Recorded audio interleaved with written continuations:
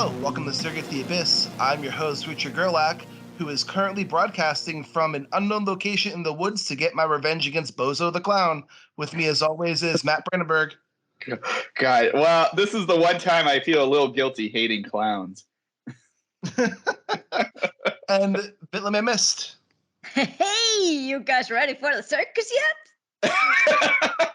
No one's ever ready for the circus. Let's be honest. No. You think you're ready for the circus? And then the circus happens? Fun though. They're fun, and at least when they don't have animals that they torture and tame for people's entertainment. Yeah, seriously. But I mean, circuses can be fun, but they're also like, I don't know. I feel really bad for the animals, like at this point now. Yeah, same. Oh, yeah. It's been, I can't even remember the last circus. I remember going to a circus, but like, and I don't know if it's like this everywhere, but we had like, you know, it's like these tiny little circuses show up in the most weird places.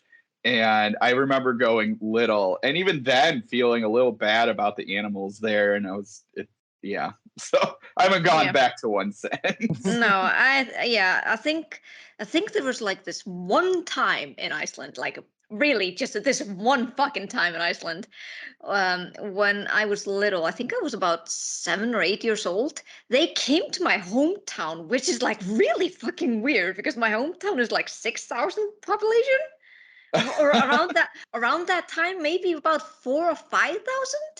Wow. And they came, and it was a huge circus. They had like elephants and everything, and I was like amazed that they managed to actually ship it here. Yeah, right. But it was like a one-time thing, and I think they toured the entire country, which probably took about 3 days. But I remember like I was mesmerized by it. But at the same time, I just like looked at the elephants, and I'm like, why? Yeah, why are they here? This is not the climate for them.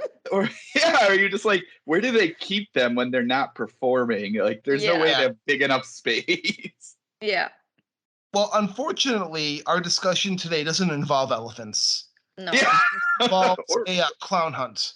A clown and it's written by Judith Sonnet, just called The Clown Hunt. Yes. And it's got an intense cover. It does, and it has clowns, and they get hunted, and it's very brutal. It's extreme horror, so we should probably put a content warning, just like a heads up right now. Yeah. We're talking about some pretty fucked up shit today. Yeah. Just to let you know. There is gonna be torture. There will be child death. Yeah. There will be gratuitous description of torture, basically. Yes. And just people being just all around fucking evil. Yeah, just a bit. It's just being evil for the sake of evil. And I'm like, whoa, okay. Gotcha. Yeah. And and we'll get into it, but I will say that it was an interesting take on a certain type of story, but I'll save that more for once we get into it. Yeah. So before we dig into that. Yeah, I think we hit our number 2 for Rich getting kicked off of Skype. I think so too. So since he is usually the one who does all the asking, I'll just ask you, Matt. What in terms of media have you been consuming? Oh, well, I have dug into actually 2 Danger Slater books or novellas. So I did a Puppet Skin and He Digs a Hole, and I picked these up at StokerCon. I'm almost through all the books I picked up at StokerCon, so I'm not doing what I did to the last StokerCon, which is like I just finished one of the last books I picked up from the 2019 Stoker. So this time I'm like, I'm going through them all. So Danger Slater, Puppet Skin. Basic concept of this is all adults are puppets, and at like end of middle school, so our main character, she's 13, and it kind of like a graduation of middle school is becoming a puppet, and she doesn't want to do that because it seems like it, partly because you are being like contained and kind of lose your identity. And partly because she can tell something is really wrong. So all the puppets and they're seem like they're about life size. They have strings that sort of go up into this void, and the void is just this blackness that's like above everything. And her mom and dad, it's really funny. So like he is doing this thing where you're paying attention to them being puppets in this weird world of puppet people, but at the same time you start noticing he's digging into like I said, conformity, and then even like who like a god creator thing, and like how that works and that controls us, and everything that kind of ties into who's controlling God, or in this case, the puppet master. And so, like, you're reading this crazy, wacky story where puppets are being fed mush through the back of their heads, and they are full of bugs, and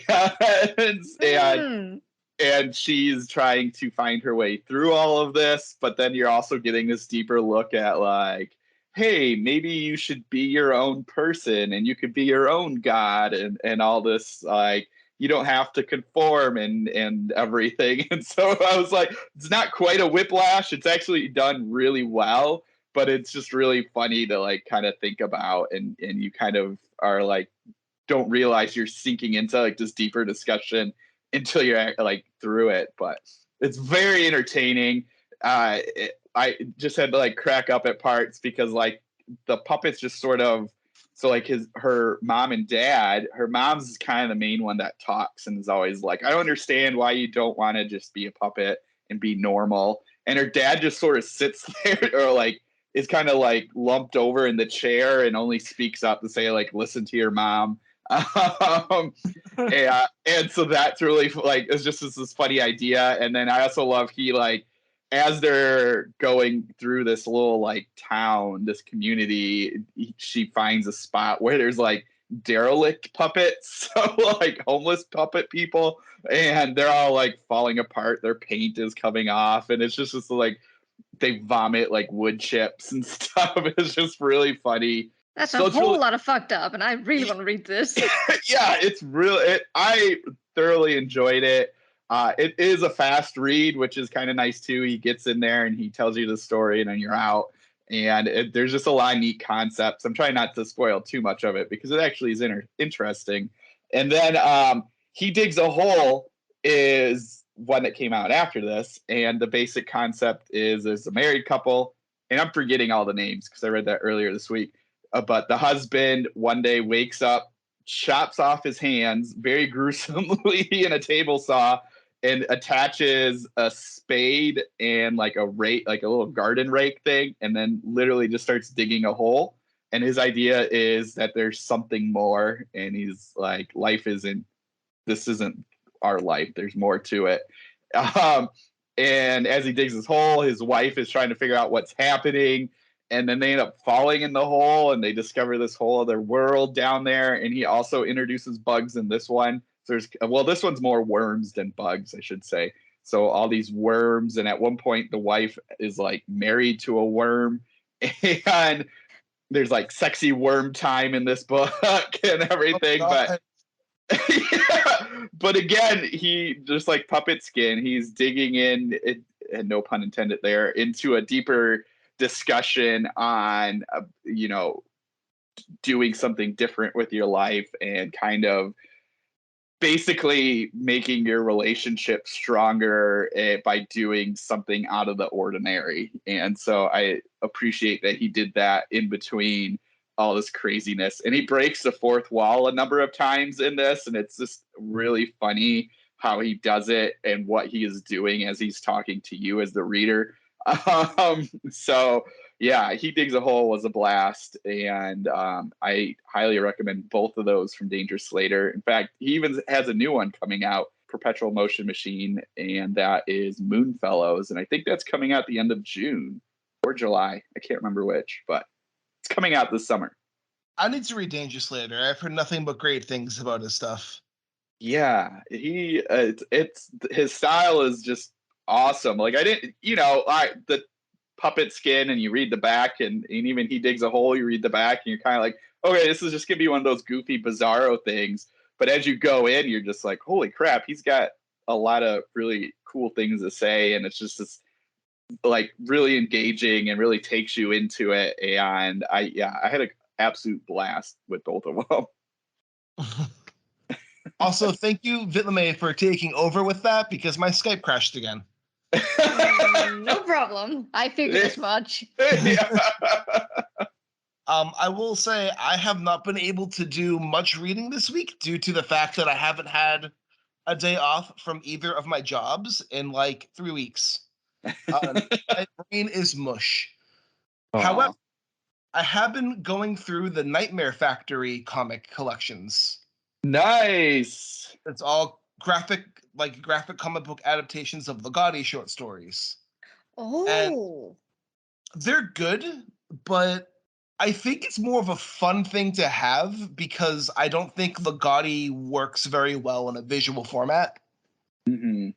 I think it's better in like a prose format. But the art's cool, the stories are still great, and like it's still an interesting artifact to see them try to adapt the Ligotti story in a comic form.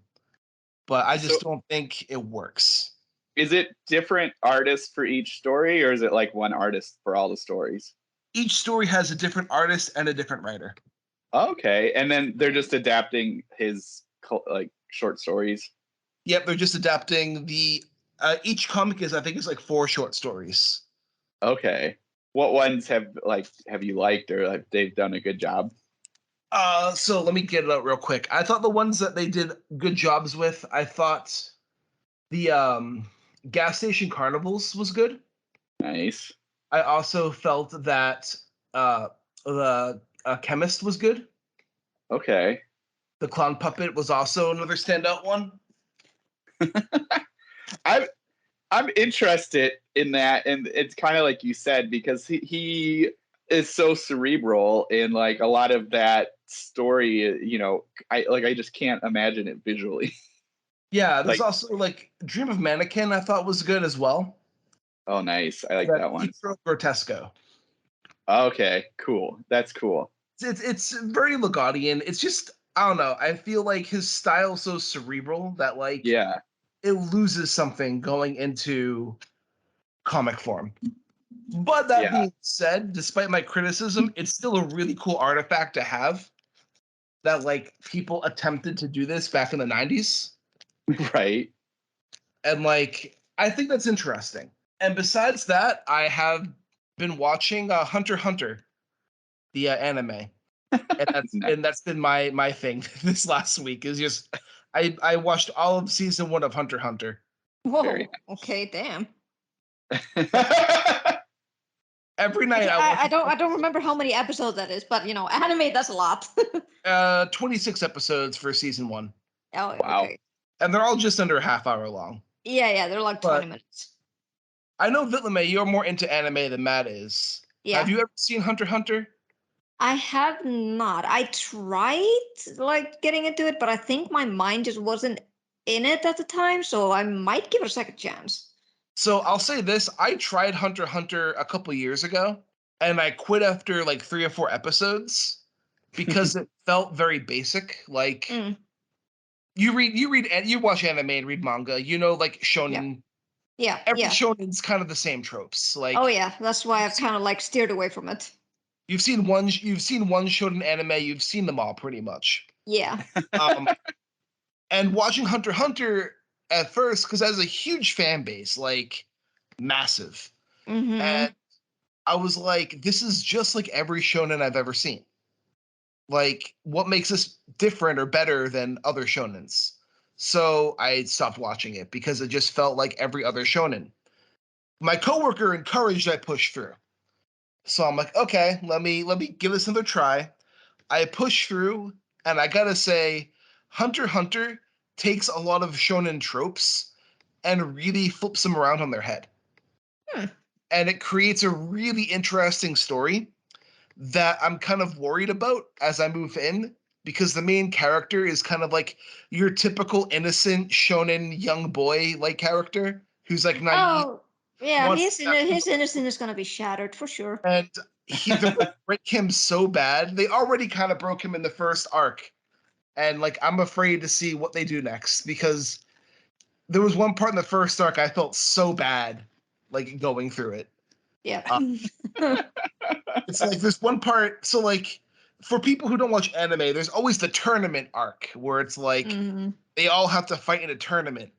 But the twist in this tournament is you cannot kill your opponent. If you kill your opponent, you're disqualified. You have to fight until your opponent surrenders. Oh, If your jeez. opponent gets knocked out, they cannot surrender. Your opponent has to Okay. verbally surrender. And given that this is shonen, they have this "I will never give up" mentality. Well, So yeah, the main character does. Others don't. They put this on the twist too because what it is if you surrender, you lose that round, and the Yeah. winner gets their hunter's license. The yeah, loser yeah. gets to fight again. So in the end, everyone will get their hunter's license, but one loser who will have to try again the next year. But the only character who was like, I will never give up, is the main character because he's that like naive, driven boy, Mm-hmm, and like you see him get the shit beat out of him, and like And he's like 10, right? he's 12, yeah. Yeah, he's like, And, "Ooh, that's a good thing to force on your kids." Yeah, like, right. the guy goes, if you don't surrender, I'm gonna break your arm. And he's like, I'll never surrender. So the guy just breaks his fucking arm. Yep. And then just beats him until he's vomiting. Oh, And then wow. the kid's like, I'm still not gonna surrender. And then he first threatens to cut off all his limbs.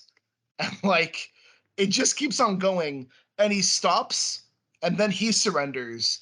And later he says he surrendered because he's killed people before. He's done like this type of thing before, and every time the person has fear in their eyes.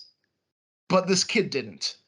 Of And the fact course. that he didn't showed he had drive to move forward, so he surrendered, let the kid move forward. But now the kid is just like, I feel I didn't earn my hunter's license, and I need to do something to earn it. So he's not going to use it until he feels like he can. But this kid, they're going to break him. Like he's going to be so broken by the time this is all done. Oh, Because yeah. the world of Hunter x Hunter is so mean and dark that like innocence is only going to last so long. Yeah. Yep. I mean, this is like shonen anime in a nutshell. Yeah, it is. But it's like I don't know. I feel like they take it, and at least it's like there's no like I have this special magical power that no one can explain, and therefore it gives me an advantage to everybody. Like every shonen anime seems to have. Um, and yeah, like so far it's pretty interesting. The characters are really good, despite some stereotypes from shonen. And I feel like the guy who wrote the manga, he also wrote Yu Yu Hakusho. Oh, nice. Yeah. You And can see the style there. yeah, and like he knows what he's doing when it comes to playing with tropes. So like I'm interested to see where it's gonna go. I hear the villains aren't your like average anime villains, which kind of makes me excited to see how they do the villain stuff. You should see the fucking Hisoka fandom. Holy fuck. Oh, I There's this one villain called Hisoka, and you're like, oh, like a so clown. he's like a Joker-esque villain or something God. like that, and you're like, oh, yep, this is bad. Like the fandom is toxic as fuck. I mean, honestly, what fandom isn't toxic as fuck? Yeah. Like that is the real. I'll tell you what, the Gintama fandom. Oh, that's pretty wholesome. Yeah. Because you can't be toxic when they're making fun of everything. Yeah. But no, Hisoka, like, and to give you just an image of Hisoka, he cuts off one person's arms in the beginning because the person touched him. Oh, jeez. Like the person just bumped into him, so he cut off that person's arms. Makes perfect sense. He doesn't give a fuck about anything. And he's an interesting character though. But like any fandom, I think, is mostly toxic. Yeah. I thought one part that was cool in the anime is one of the characters is Kilia, and Mhm. he is like a trained assassin, but he doesn't want to be an assassin. and he wants to kind of live a normal childhood. And like the first time you see him fight, he just rips out a guy's heart in like 1 second. And like everyone is shocked that this happened, and our main character Gon is just like impressed. Oh God. Yeah, and then of course they become the very best friends. Well, Yeah. And then It's- Killua is basically like, I will protect Doggo. yeah, in the anime and the manga too, like Killua doesn't have any like friends, and when he sees Gon, he sees a kid his age, so he sees it as a way to like finally make a friend. Yeah. And Gon is just this innocent little kid who thinks the best in everything. And I know that's gonna change a lot as it goes. But at least in the first arc, he's completely innocent, and it's not gonna go well. But I just hope they manage to deal with, the trauma well. Uh so many shonens, they don't do that. apparently they do. I know the first time Gon. This is spoilers, but I know Gon eventually kills somebody, and there's an outfall from that too. Okay. But like Gon goes through lots of trauma, and like the trauma he goes through shifts how he views the world, and he becomes colder as like the anime goes as well. Yeah. So it's gonna be sad to see this like bright-eyed innocent kid just kind of get broken as it goes forward. Yeah. I will But say, if you haven't checked out or the manga or the anime, Vinland Saga, I need to check out Vinland Saga. you should definitely check it out. Maybe when I Uh, watch Hunter x Hunter. yeah, because for me, it's based on an actual like true event. It's about Thorfinnur Karlsefni. He's the Icelander who went with Leif Erikson to discover Vinland. Yeah. Huh. And his childhood was so fucking like so bad. He like I'm not sure like it's based on complete like like evidence, because there's not much evidence you can find from 900. Yeah. But in the manga, he, and this is a little bit of a spoiler, but kind of not. He watches his own father be mercilessly killed by a group of assassins, like, or Vikings actually, and they spare him. But he goes like on a rampage, and he vows vengeance, and he decides to join those Vikings in an attempt to find like the best way to kill the man who killed his father. Oh, nice. And you could just see this in the beginning. You just see this little boy, just full of hope, and he wanted to go traveling with his father and everything. And then that that just gets cuts away immediately when he sees his father getting killed, and you see him become like this husk of a being, just motivated by vengeance. And he's just a little kid. He's like, I think 15 when the actual story begins.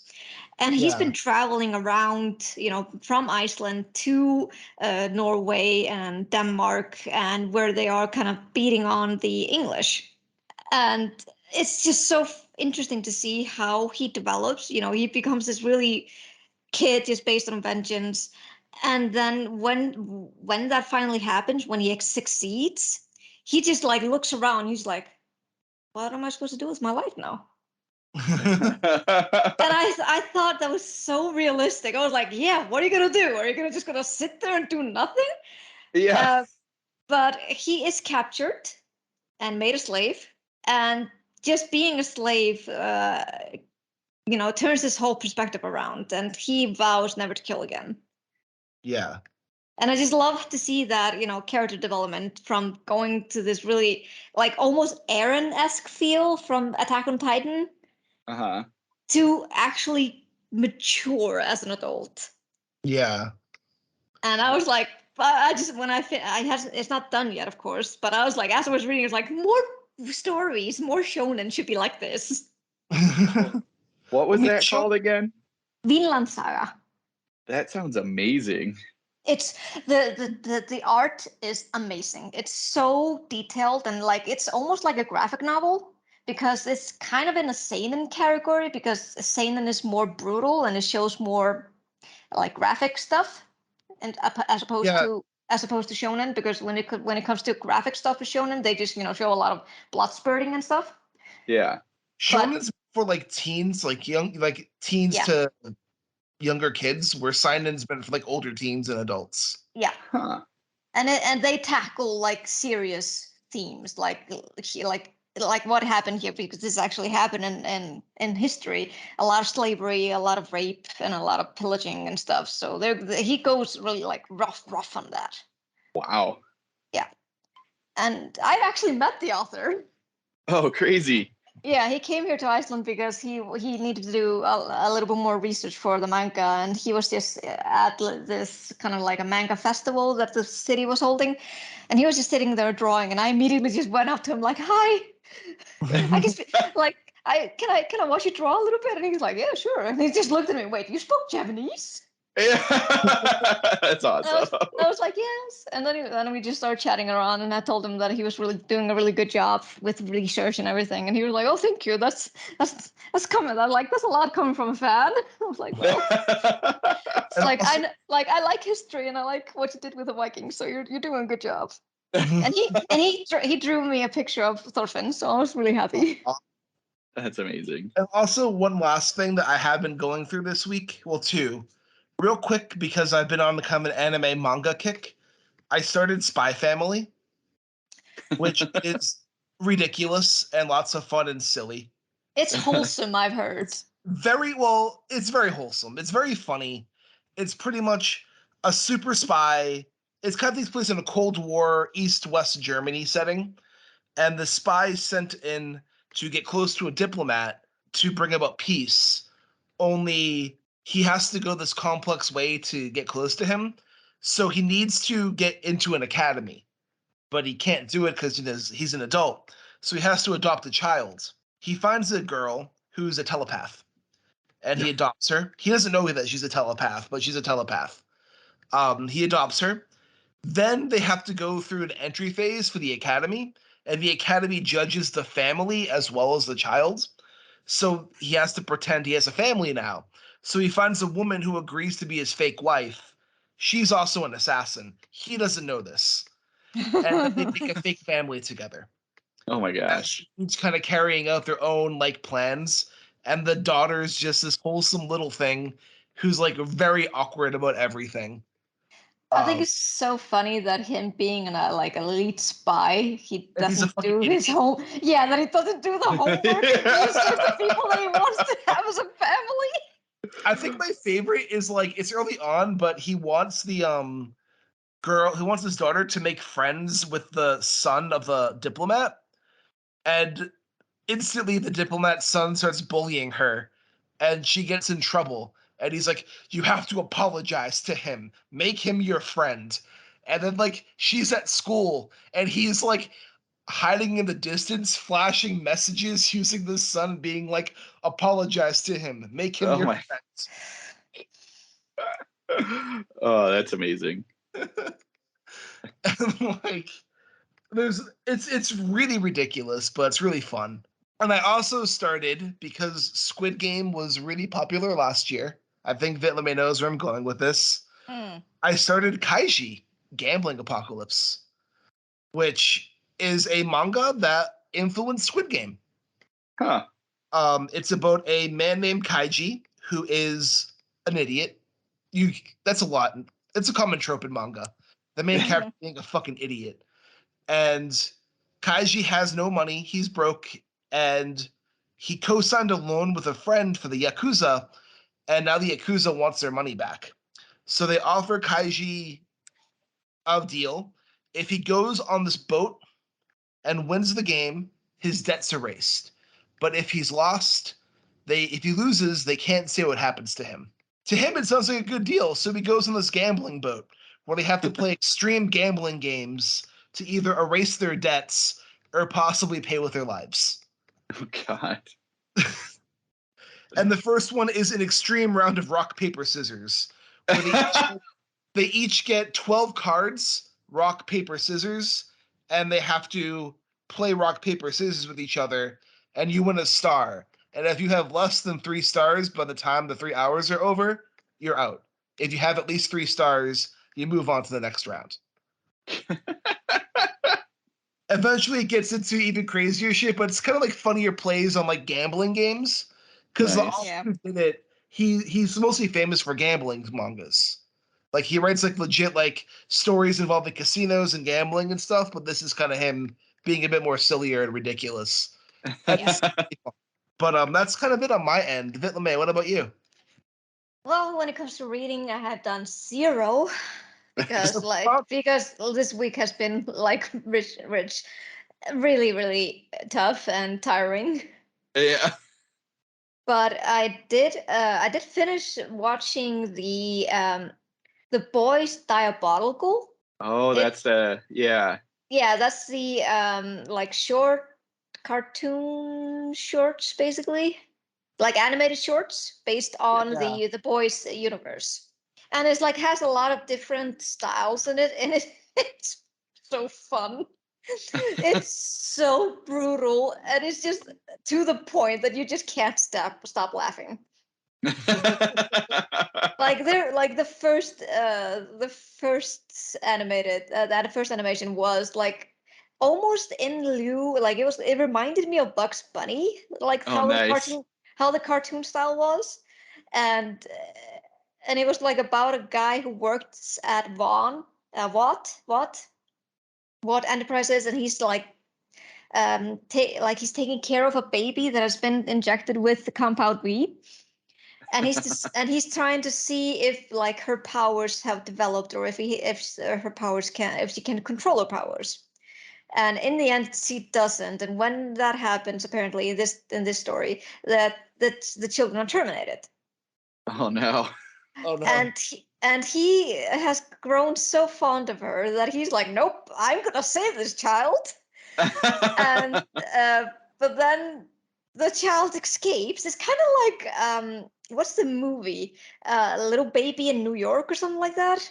Oh, like Baby's Day Out or something. Yes, it's like Baby Stay Out, but with much more blood and guts and, and just so much more wackiness. Like this kid has like laser eyes Oh my gosh. and she can't activate them unless she sneezes. Oh god. And when she sneezes, she just bounces her head because she's a baby. And the Yeah. lasers go everywhere and kill everyone. Oh, that is amazing. And it's so funny. One short was also in the style of Rick and Morty. That one was also really funny. It was about like this discarded heroes, basically, like people who the kids who were injected with the compound V but didn't get the desired superpowers. Like there was this one guy who had boobs for eyes and would lactate when he Oh was my crying. Wow. And another who became a ghost and no one saw her. Oh god.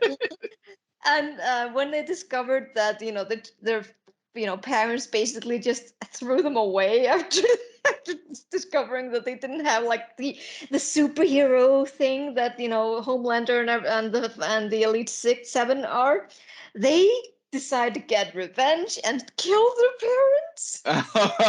Nice. It's just, yeah, all of these shorts are so funny. The last one was about Homelander, like basically how he started.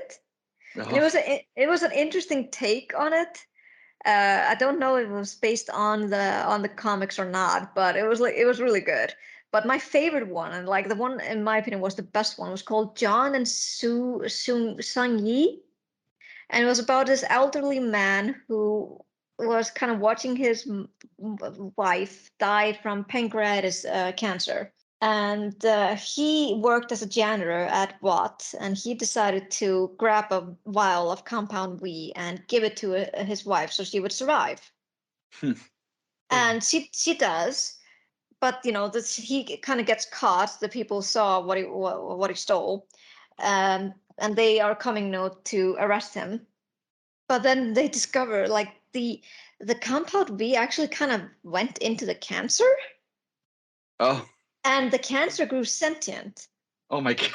and grew out of her body. and ate everyone. It was like kind of like seeing like a blob thing going like happening. Wow. Wow. And Monster.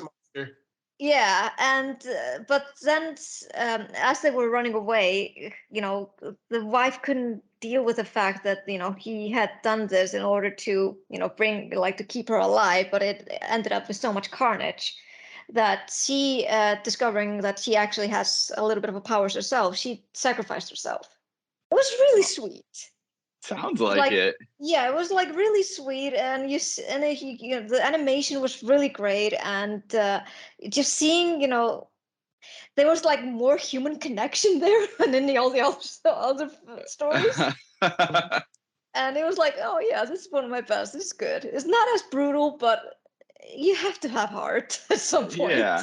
So I love it. yeah, I definitely recommend checking it out. Like the different animation styles is really great, and the different stories. Like the boys don't really make an appearance in it except for one animation short, and it was just Huey and Butcher, I think. Okay. But it's funny how Butcher basically looks like the Punisher there. It's so funny. I was like, oh wait, this is no, it's Butcher. Oh, okay, I see where the inspiration came. Yeah, and just before we started recording, I actually saw that they had released Victoria Schwab's adaptation of her story, First Kill, is on Netflix. Yes, it did. It's on Netflix. Yeah. Oh, neat. And I'm watching it right now. I think I'm about third episodes in now. Okay, how is it so far? It's okay. I mean, it's a cute little rendition of like Romeo and Juliet, basically, but with like a hunter and a vampire. Oh. And and also the fact that they're both girls. And Sapphic so vampire romance going on. yes, and it's cute, but the fighting choreography is so cringe. Oh no. It's so bad. No. It's That's like bad. laughable bad. Oh, that sucks. Is it And worse? the CGI on the monsters are so bad. Is it worse than the Iron Fist choreography? No, but you could probably say they had inspiration from there. Oh God. God. I mean, it's like, I don't want to like bash it too hard. I mean, especially because the girls, they are like teenagers, I think. So like, yeah, you're giving it your all, but you need better choreographers. Oh no. Which is like bad because you're giving a lot of scenes of of the hunters training, and you're like. Not good. I mean, it's good when they're training, but when they're fighting these CGI monsters, it's so bad. Oh my It's like gosh. they don't. It's like the people who they were fighting against like during the taping were not doing the effective counter choreography with them. You know what I mean? It's Yeah. basically like if they were just they were holding a stick or something. But I Yeah. think it's time we mosey on over to these clowns we have tied up in the basement. Yep. Yes. So Oh. yeah, so I'm just gonna put it out there that I'm still kind of a newbie when it comes to horror. I know Matt and Rich, they have done their share of reading extreme horror, but if I'm to be honest, I think this was like my first introduction to like extreme stream horror.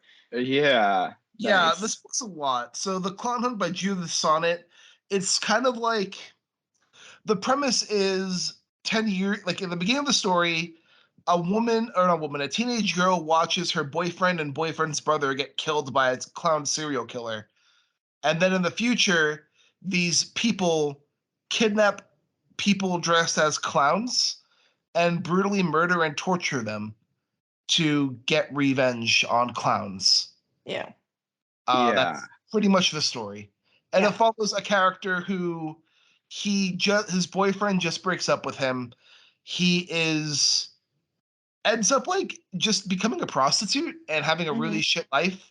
And then he has to dress up as a clown for a party. And now he is kidnapped and running for his life while everyone else is being brutally killed around him. Yeah. Yeah, it's yeah. So like That's the book. Like that is the book. It's a short book. It's a novella, so you guys like people would get through it pretty fast. Yeah. Well, you said this was your first extreme horror book of it, LeMay? Yeah. What did you think? Well, the thing is, I actually like mentally prepared myself because I knew, and I'm grateful that Judith put like on, like when you go on Amazon, you put it, she puts it forward like immediately, like content warning, this is extreme horror. If you're not like used to this kind of thing, then this is probably not going to be your book. So I'm grateful that she managed to, like, she did put these warnings so I could mentally prepare myself. And I'm actually I might have been maybe disassociating while I was reading it, but I felt fine. Yeah.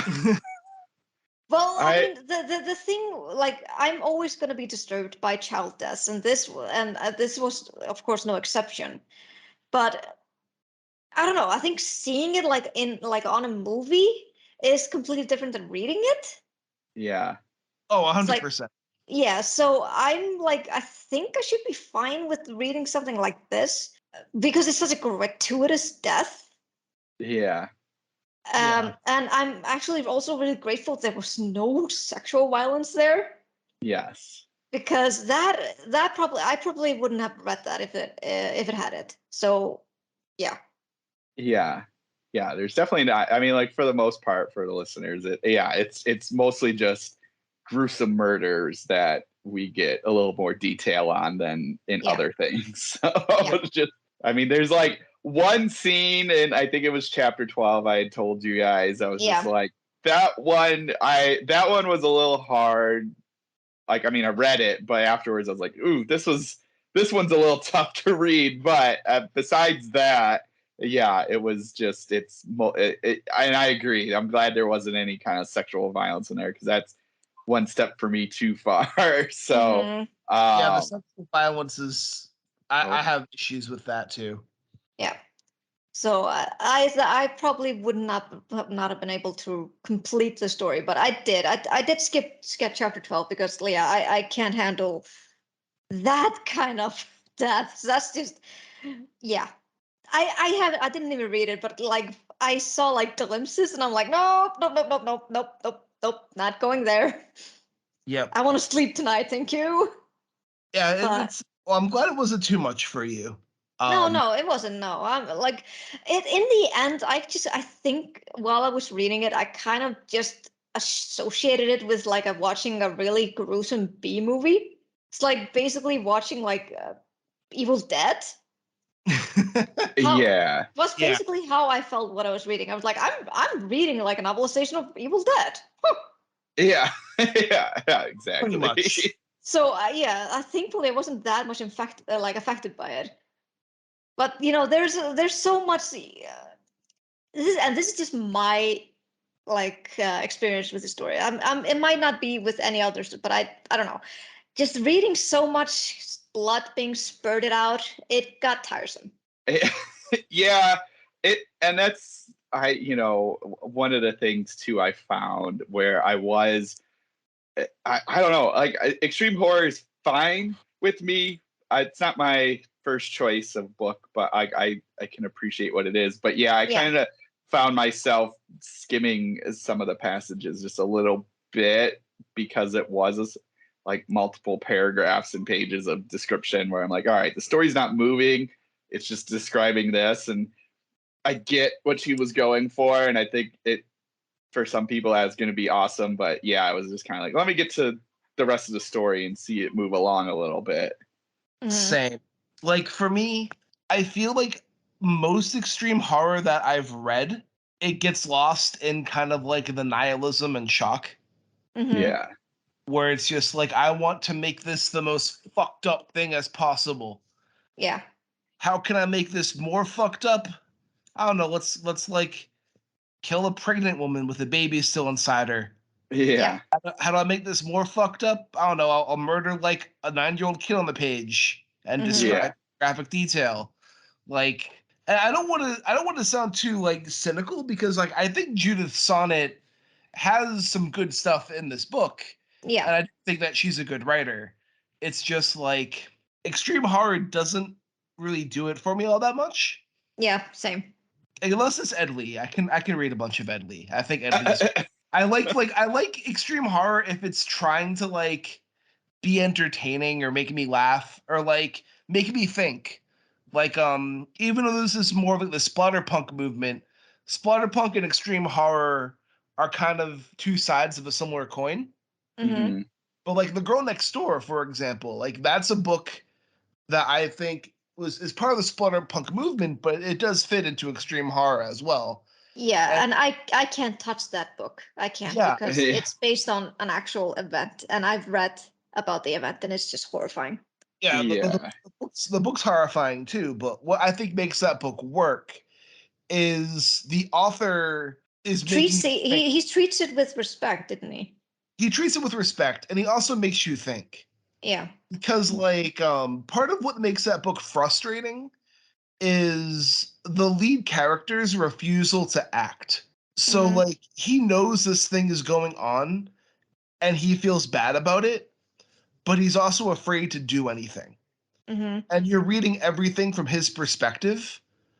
So it also does a thing where it makes you feel like you're also guilty of Like this happening. yeah, like you're complicit. You're complicit in it all.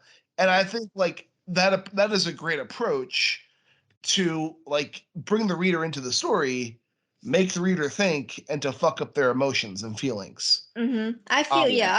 I agree with that. I agree that with if you're going to approach extreme horror, you have to kind of let the readers feel a little bit for the plot or for the reasons why this is happening.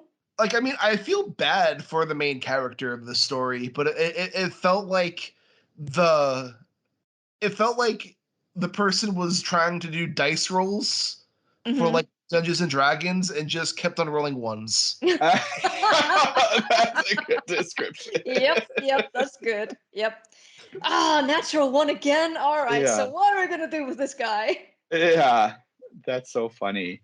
Yeah, and like to kind of like go back, my headphones went wacky for a minute, so that's why I was a little quiet there. But like talking about it being like Evil Dead movie wise, I did appreciate that Judith, that opening scene, because that opening scene really comes across as like an opening scene of a slasher where it's tangentially tied to the main plot, but it was a doozy. It was a doozy. And it was funny. It took me a long time to figure out this clown and the murders and then how that was going to play into this like most dangerous game setting. Because I kept kind of waiting for the and then I remembered that the clown was shot, but I kept like trying to remember like, will the clown show up and like but anyway, I thought it would be like that, like how the description is that they go for revenge, and I'm like, yeah, because they're going after the clown, and then in the first chapter you're like, no wait, he's dead. So what's happening now? They're just bringing random people. What the fuck? Yeah, and that was like I didn't really understand the purpose for that. I mean, I would have understood it if they maybe waited for like a prisoner being transported or something like that. Yeah. I mean, that would have made more sense. Instead of just randomly grabbing people who happen to be dressed up as clowns. And kill and also kill the ones who weren't dressed up as clowns. Yeah. Yeah. I think like on one hand, I kept trying to wrap my brain around that because it was like these people, for the most part, only one of them was an actual clown. The rest of them just happened to either come from a ICP concert, which I thought was a funny reference, or dress up to be a stripper clown, or do pranks on YouTube. So it's kind of like they're just kind of randomly killing people. And I also just wanted to know, like, because yes, in regards to the YouTube star, how the fuck did he go into this mansion? Yeah. Like they were shooting in the backyard of his mansion, and I'm like, how the fuck did they go there? I mean, I would think the security cameras would have caught that, especially with Lucifer and Beelzebub, who are like, yeah, I don't know, the Neanderthals wearing dog skin. Yeah.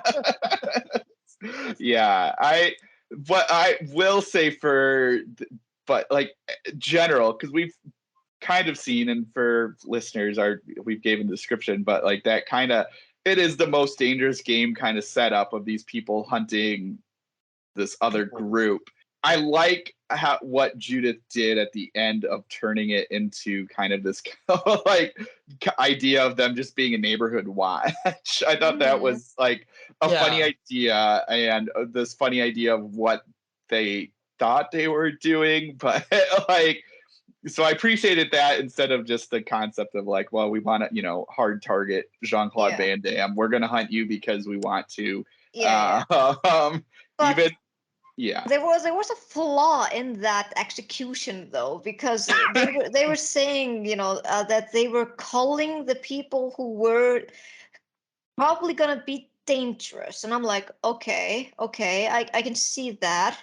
And they were describing the ones who were hunting the people, like the one couple, they were planning a mass shooting or something like that, and I'm like, okay, why not turn them to the police? Or also just thinking like, what if they managed to kill all the people they were hunting? What are you gonna do then? Are you just gonna kill them? Yeah. So I was like, there's a flaw in this execution that you guys have. Yeah, I know. I thought that was like a funny choice of like. Yeah, it's like they were planning a mass shooting. I'm like, call the police. Yeah. Don't let them stick around with you. Right. Oh, I know. It's so funny. It was like, those mass shooters. They had the dude that was from prison. And it was just like these crazy. And like one couple had killed before, and I'm like, yeah, well, that shows who would kill with a cheese grater? Oh God, I know. There was she definitely put in some very inventive kills that were entertaining. In their very grossness. entertaining. But like I said, you definitely had this kind of B movie feel when they were describing the intestines being blubbering around like filled balloons. I'm like, yeah, that's how the body works. Yeah. It's like, okay.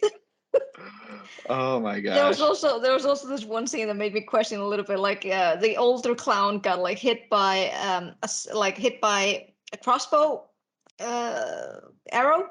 Yeah. And he got hit in the thigh, and he hit an artery. And I'm like, well, there are a lot of arteries, but did he hit a major artery? Because because if that hit a major artery, he would have bled to death within a minute. Yeah, he would and he did describe it that he gushed out. And I'm like, he's dead. He would not be moaning and pleading for his life for like 6 minutes. Yeah. So of course his jaw ripped off.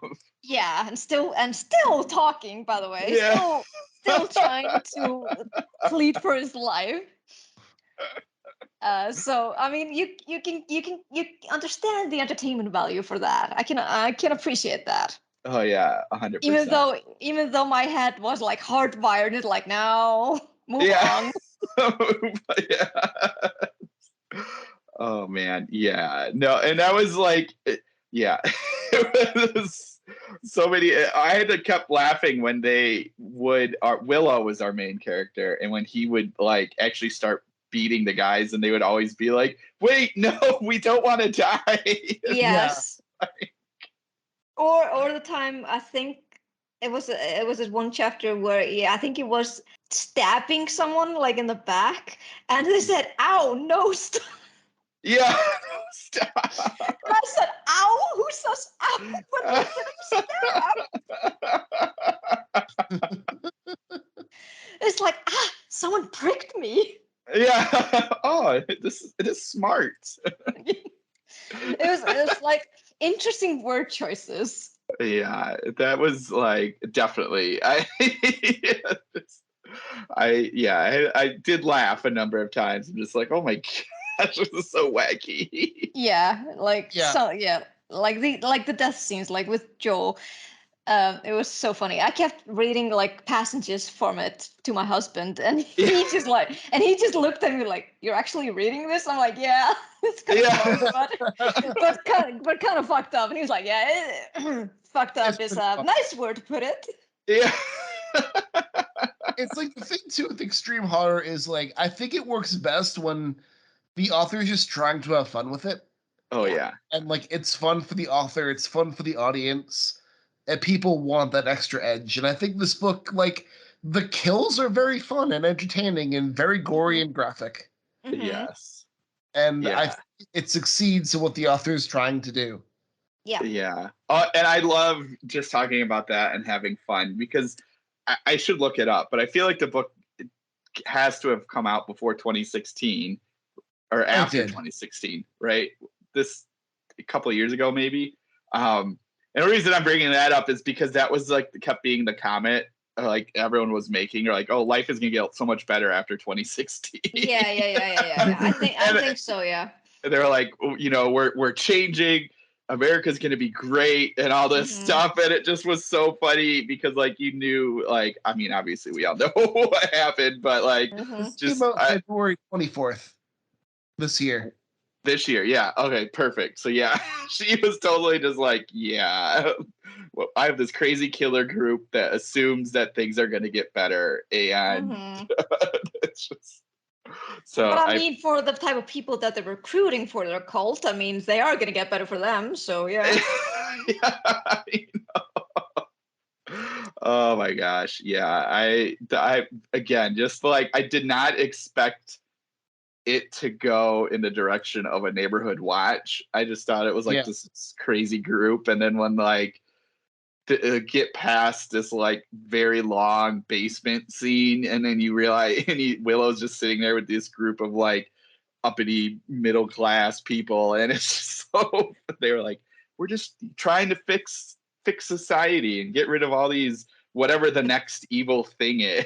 Yeah. They're trying to make society a safe place for everybody. Yeah. It's like, really, even the children you just killed. Yeah. That was like one of them was like the person that killed the clown in the beginning of the story in the prologue. Yeah. And like obviously you just want to kill people. Yes. Oh, totally. And that he was the one who brutally tortured and killed the old clown. So yeah. Yeah. It's like really brutal there. Yeah. But I thought it was really smart of Judith that she did mention the neighborhood watch at the beginning of the chapter 1. But she did mention like she had like that Andy, the girl who witnessed the horrific murders by the serial killer. She did mention that she always had a hard time trying to sneak out because her parents were in the neighborhood watch and were always always trying to get her to be safe and not to wander at night and stuff like that. So she did put that little nugget of information there, but because everything was so brutal and everything happened so fast in the story that you immediately forgot about it until the last chapter when they reveal like, oh, we're a neighborhood watch. Yeah. It's basically, if people want to like do a comp, it's like the extreme version of Hot Fuzz. Yes. Oh, 100%. Yes. Oh gosh, you're right. It totally is that. Yeah. Oh man, because that for the greater good. For the greater good, and that's when they, they're picked that group of kids and the crusty juggler and the living statue, and for in Clown Hunt it was people dressed up as clowns. Yep. I did have to like the ending was interesting, and like I don't know quite what she was going for with that last like little paragraph about Arizona looking to start a new neighborhood watch. Like it was it felt like it was like a pull into, hey, there might be a sequel, wink wink. Yeah. To me too, like the end question mark. Yeah. I was like, oh, this neighborhood watch group is starting everywhere. Yep. So that probably would basically evolve into the Purge. Yeah, pretty much. That's what it seems like. Yeah, like if we kind of look past the longer extreme horror stuff, I did have a lot of fun with this. Oh, I did too. I thought it was a fun book. Yeah, it was a quick read. You like it flew by basically.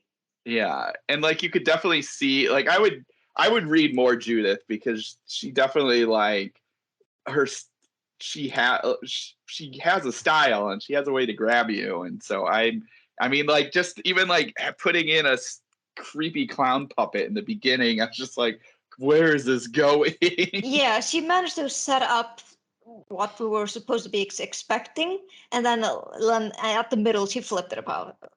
Yeah, and actually made you like sort of feel bad for clowns. Nah. No. They will always creep me out. I'm sorry, they just do. Fair. No offense to them. I have nothing against them. If I see them out on the street, I will not go and kill them. Right. But I probably will go in the other direction. Yeah, fair. I'm neutral about clowns, and this book didn't sway my neutral position.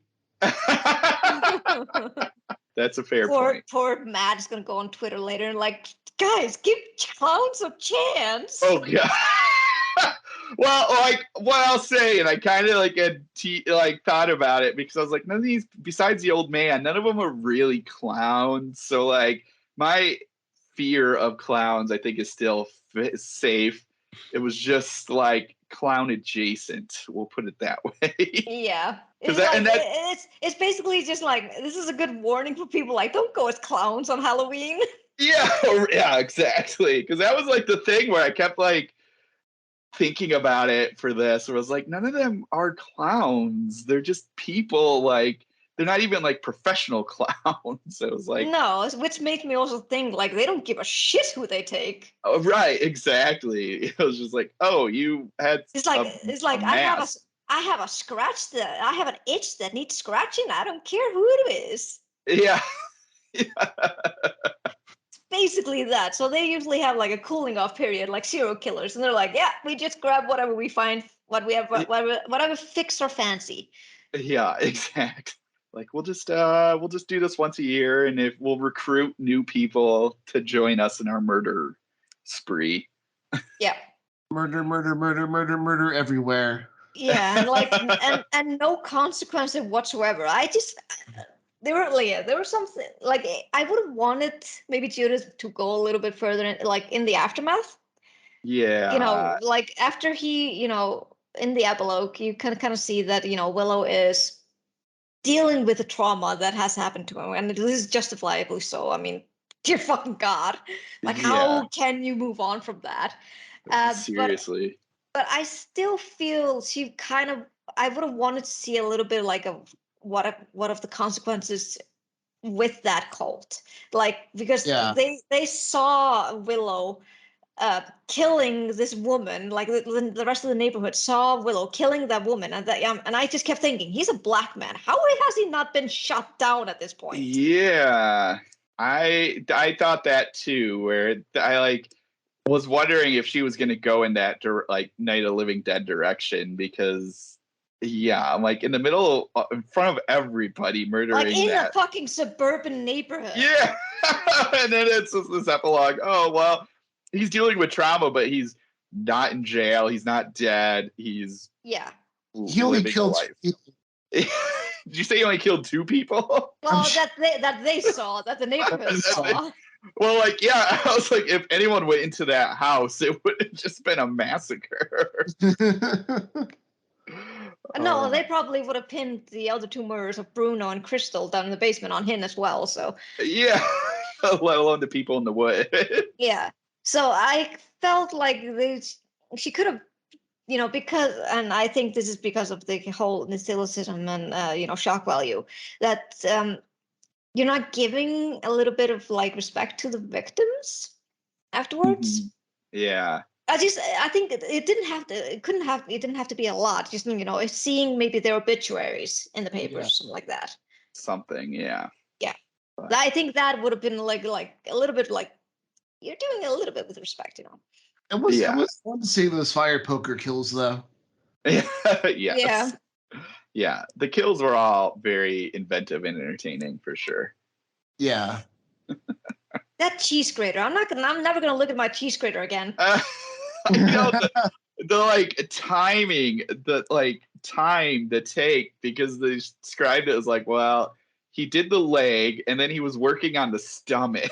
Yeah. So it was just like so much. He must have been a professional cheese grater. I know, like his arm would have been tired. Grating cheese for pizza companies for a living. Yeah, I kept thinking about that. I'm like, man, I've had to grate a lot of like vegetables and stuff like that, and after a while, your arm gets tired from that motion. I can't just imagine like an hour of doing that. Yeah, I would have thought like that guy has probably ripped as fuck arms. Yeah, right. Like, oh, it's like the secret to my muscles: cheese grating, man. Cheese grating, and you're like, it's like a really good one because it's not gummed up. It could just keep working. Yeah. How the hell? I don't know. I'm not gonna go into asking how you would sharpen that. Nope. He probably just buys new one every time. So right, he's at the store like, buy another cheese grater, eh? He's like, yeah, I go through a lot of them. I grate a lot of stuff. I grate a lot of cheese. Why you asking? Yeah. Yep. You want some? They're a bit sticky and bloody, but it's fine. Cheese right here for you. Oh my God, Judith is gonna be like, okay, that's what they're focused on. Yep. The logistics of cheese grating. I mean, when you're going with creative kills, of course you're gonna focus on the fucking weapons. Yeah, exactly. And the methods, and because we're horror writers as well, we're like, how would that work? we have to go deep, you know. I also thought about that with the mace, because like, holy I'm like, shit, yeah. That's not like a common thing you find. No, that's a heavy thing. Yeah. It's like, that I don't know how. Heavy, and you have to aim really well. Yeah, and not hit yourself. Yes. Like, this is not a nunchuck, honey. It's like, you get this in a bowl, you're dead. Yeah. So that's like what they do between these hunts is like make their weapons and practice with them, and they eat a lot of cheese. Yeah. That was a very gassy place to live then. Yeah.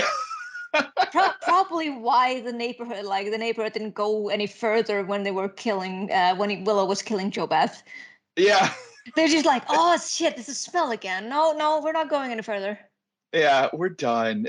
We're done with this. It's like there's always this cheesy, soury smell there.